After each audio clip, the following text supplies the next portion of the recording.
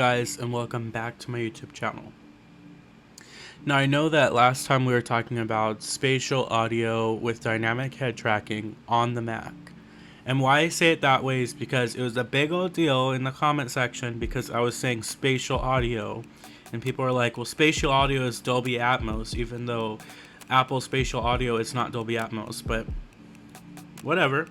We'll just say the specific feature. Spatial audio with dynamic head tracking by Apple. We were talking about that last time and it was not working when you are playing music from Apple Music. But if you played anything from Safari, such as YouTube, on the M1 MacBook Pro and M1 MacBook Air, it would play in the browser but not in Apple Music.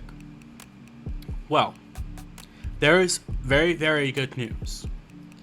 In the latest developer beta, they have now added the feature into Apple Music. So, as you can see, there's nothing playing, so it says spatial audio is not available.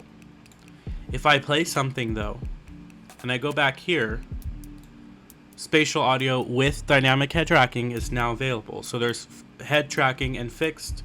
Fixed just means it's not going to move around, but it'll spatialize it, and then off just means it's going to play it in stereo. So we're making progress, guys. Unfortunately, they don't have the feature available for any Intel-based computer as of now. It's only the M1 and above. So if you don't have an M1-based processing computer and above, you're not going to have the feature. Which, if you remember, I did email Apple about this. I emailed their CEO, I emailed their media department, I emailed a whole bunch of people at Apple. I'm like, I have subscribers that want answers because this feature is not working and we all have compatible machines. If you're telling me that an old iPhone 6s, or I think it's the iPhone 7, an old iPhone 7 with the latest iOS version can support spatial audio, why can't an Intel-based Mac that has more processing power and more RAM be able to do it? Unfortunately, still as today, I have not gotten an answer back from Apple. So I don't think they're ever going to answer it. But it does look like they at least recognize that people who bought the M1 Mac will get the feature. So they're working out the feature right now because it's still a little buggy, but it works. I don't know what's going to happen with the Intel-based Mac, unfortunately. I think that with Apple, they're probably just going to say, oh, well, it's not going to work, or we're not going to worry about developing it because those Macs are, for them, out of development unless you have a newer Intel-based Mac that you bought within the last 1 or 2 years. All the other ones, I feel like they probably just don't care about. And it's sad to say that, but Apple has changed a lot in the way that they value customers and their support. So, unfortunately, that is that.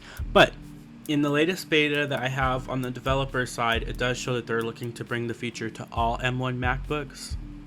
So if you have an M1 MacBook and you're experiencing issues before, coming in the future, as you can see from this video, it does look like they are working to bring the feature. Now, I cannot say 100% that they are going to bring the feature because it's going to depend on how the developers tie the feature into the Mac, the M1 Mac, and see how it works. As long as it works and it doesn't have any issues and they don't have to keep banging their head on the wall because things are not working and they can't figure out what code is causing the issue, I'm pretty sure that it'll be here to stay.